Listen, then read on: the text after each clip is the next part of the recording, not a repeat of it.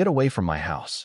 Linda Harper screamed those words while clutching her polished brass master key, the one that was supposed to open every door in Pine Ridge Estates. It had just failed on mine, spectacularly.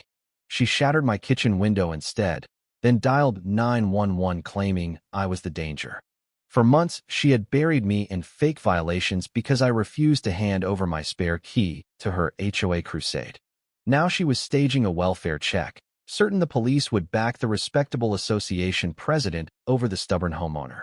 She had no idea whose cruiser would answer the call. The Pine Ridge community room was packed that Tuesday night in March, 47 folding chairs filled, the biggest turnout anyone could remember. Linda stood at the podium in her navy blazer, shoulder-length auburn hair perfect, voice carrying the calm authority of someone used to being obeyed. She had won the presidency by 5 votes 3 months earlier and had been waiting for this moment. Tonight we vote on the single most important safety measure in our neighborhood's history, she said. The Emergency Access Program will give us the tools to protect one another. I shifted in my chair, already outnumbered. Around me neighbors nodded as Linda clicked to her first slide. Mrs.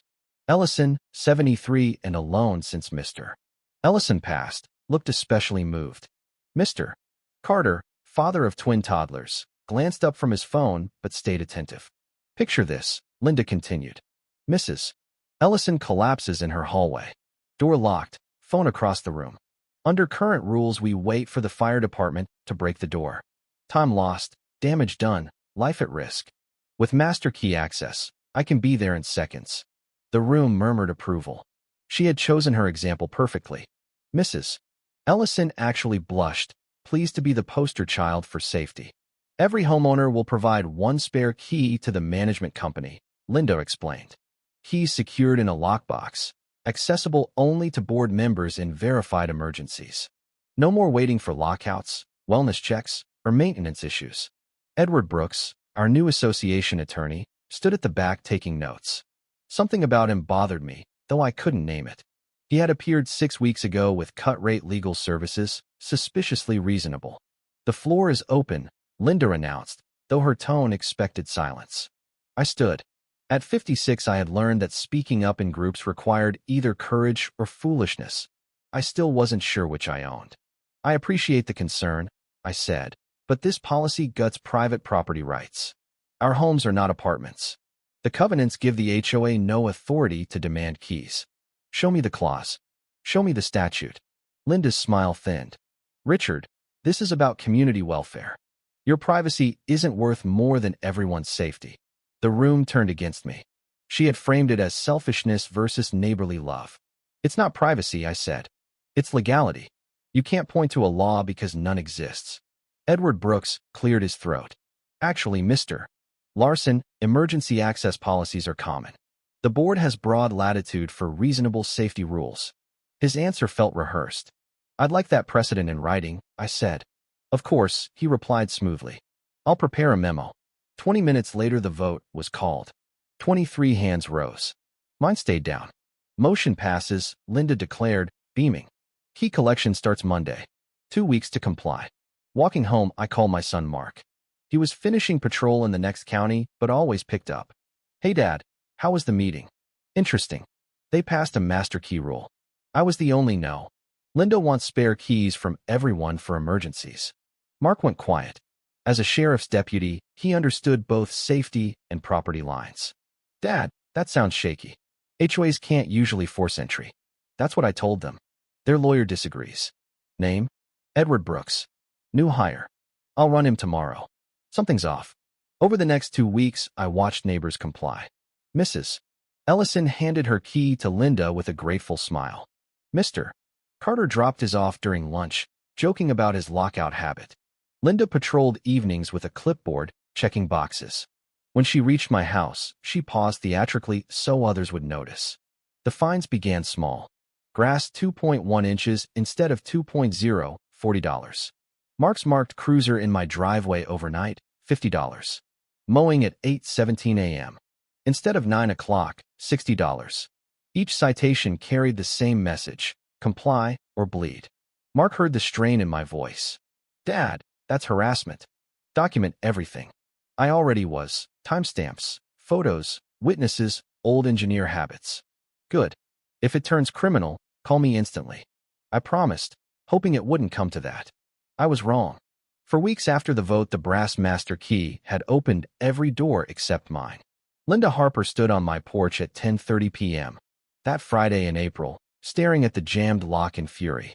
The key that proved her dominion had betrayed her. She had no idea that breaking this lock would break her life. The citations kept coming. Neighbors avoided eye contact. Mrs. Ellison stopped waving. Mr. Carter crossed the street with the twins. I understood their fear. No one wanted to be next.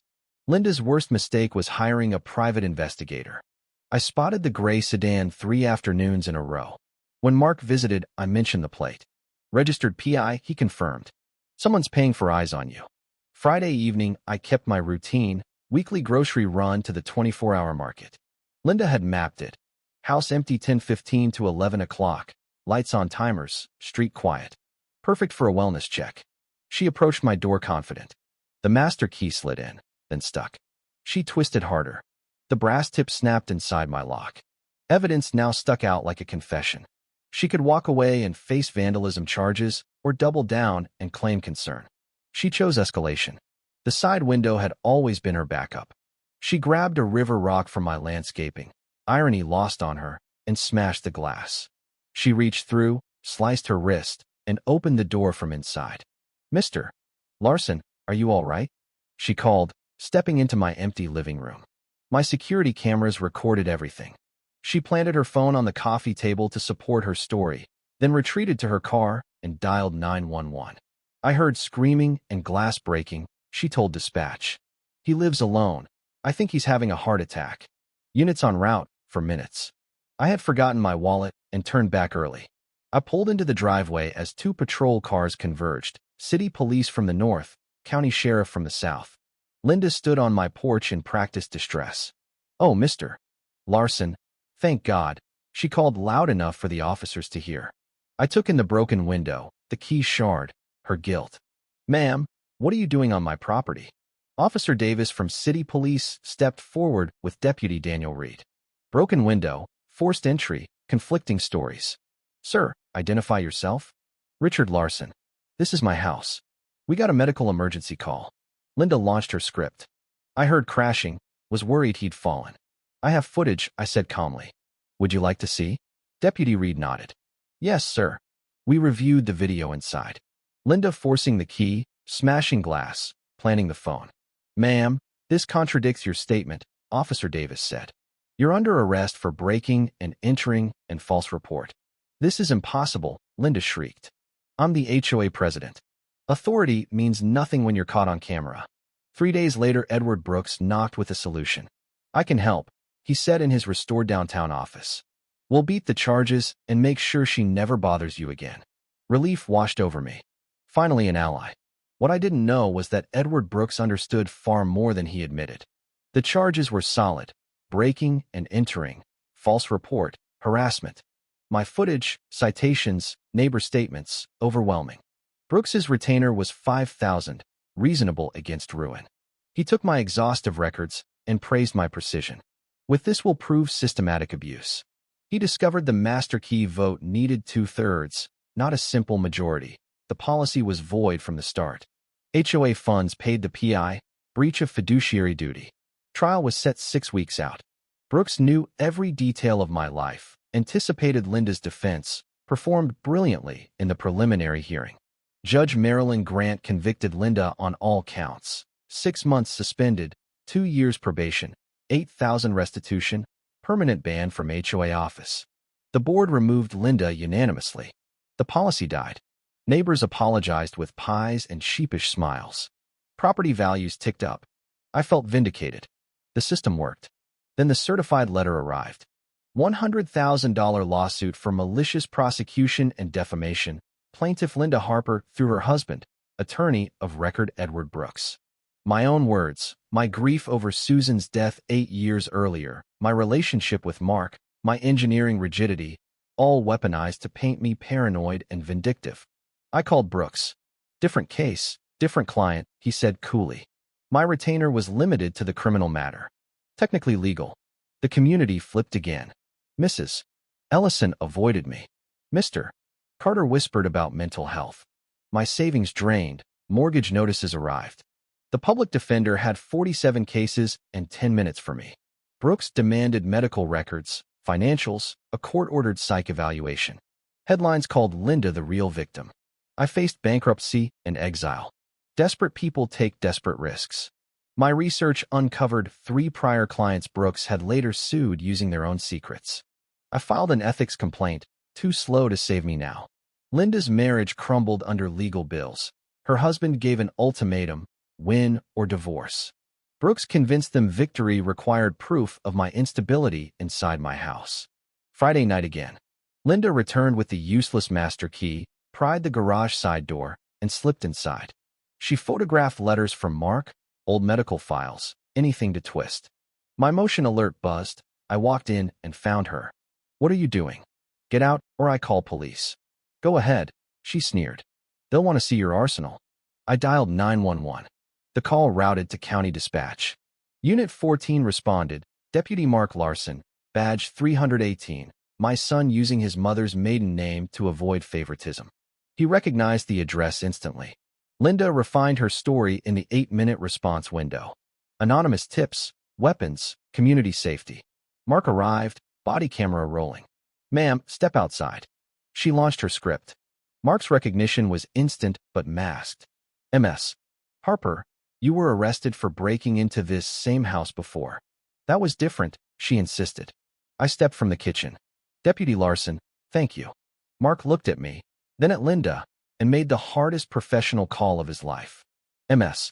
Harper, you're under arrest for breaking and entering, trespass, false report. You have the right to remain silent. As he cuffed her, she demanded his supervisor, claiming corruption. Ma'am, you're right about conflict, Mark said. The man whose house you just violated? That's my father. 6 months later, I watched Mark teach his toddler nephew to catch in the front yard. The foreclosure notice was gone. Linda served 18 months hard time, paid $75,000 restitution, lost her house in divorce.